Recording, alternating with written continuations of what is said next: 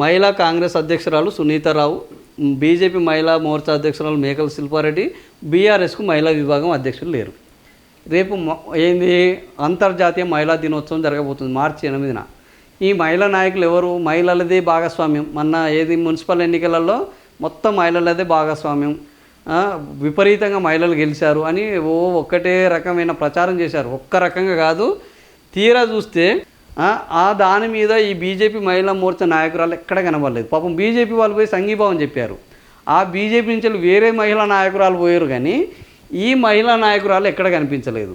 So BJP మహిళా మోర్చా నాయకులు ఎక్కడ ఉన్నారు, జాతీయ మహిళా కమిషన్ ఎక్కడ ఉన్నది అని అంటే అది తెలియదు. ఇక కాంగ్రెస్లో మహిళా అధ్యక్షురాలు సునీతారావు ఏదన్నా జరిగినప్పుడు ఏదో ఇట్లా ఒకరోజు అట్లా తారలు వచ్చిపోయినట్టు వీళ్ళు వచ్చిపోతుంటారు. వీళ్ళ నిత్యం ఏముండదు. మహిళలకు ఆడపడుచులకు 2500 ఇచ్చారంటే ఈమె మాట్లాడలేదు, తులం బంగారం ఇచ్చారంటే మాట్లాడలేదు, స్కూటీ ఇవన్నీ ఇచ్చిండు తల్లి. మహిళలకు ఏం చేస్తలేడు, ఒక బస్సు తప్ప. కాబట్టి ఈమె కూడా మాట్లాడలేదు. వీళ్ళు ఏంది అంటే ఉత్సవ విగ్రహాల లెక్క తయారైపోయారు. ఇక ఇక్కడైతే ఆ విగ్రహం కూడా లేదు పాపం. ఆ బీఆర్ఎస్లో ఆ విగ్రహానికి కూడా దిక్కు లేకుండా అయిపోయింది. అక్కడ ఆ బీఆర్ఎస్లో మహిళా నేత ఇప్పుడు చేస్తున్న రచ్చ అంతా ఇంత కాదు. బీఆర్ఎస్లో ఇంతకుముందు మహిళలకు ఇప్పుడు మళ్ళీ దానికి ఎవరినైనా ఎవరిని పెట్టాలి ఏం కథ అని మరి ఇప్పటికైనా ఆలోచిస్తారా లేదా అనేది తెలియదు.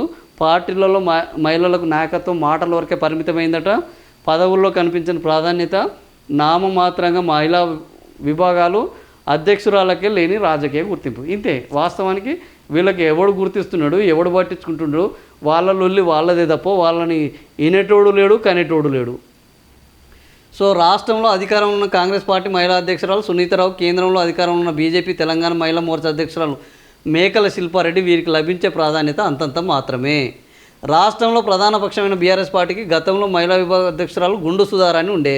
ప్రస్తుతం ఆ పార్టీకి ఆ మహిళా విభాగానికి ఆ అధ్యక్షురాలే లేరు. వాళ్ళని సోనియా గాంధీని తిడితే వీళ్ళు వచ్చి మాట్లాడడం, ప్రియాంక గాంధీని తిడితే వచ్చి మాట్లాడడం తప్ప వీళ్ళని తిట్టినా కూడా వీళ్ళు పట్టించుకోరు. రేవంత్ రెడ్డిని తిడితే మాట్లాడాలి అంతే. రేవంత్ రెడ్డిని మహిళలు తిడితే మళ్ళీ వాళ్ళకి కౌంటర్ చేయడానికి వీళ్ళు పనికొస్తారు. కానీ రాష్ట్రంలో ఉన్న మహిళల సమస్యల మీద వాళ్ళ హక్కులను కాపాడడంలో కానీ, వాళ్ళకు జరుగుతున్న అన్యాయానికి ఎదిరించడంలో కానీ, వాళ్ళకి ఇచ్చిన హామీలను నెరవేర్చడంలో కానీ వీళ్ళు ఏ రోజు పనిచేయరు.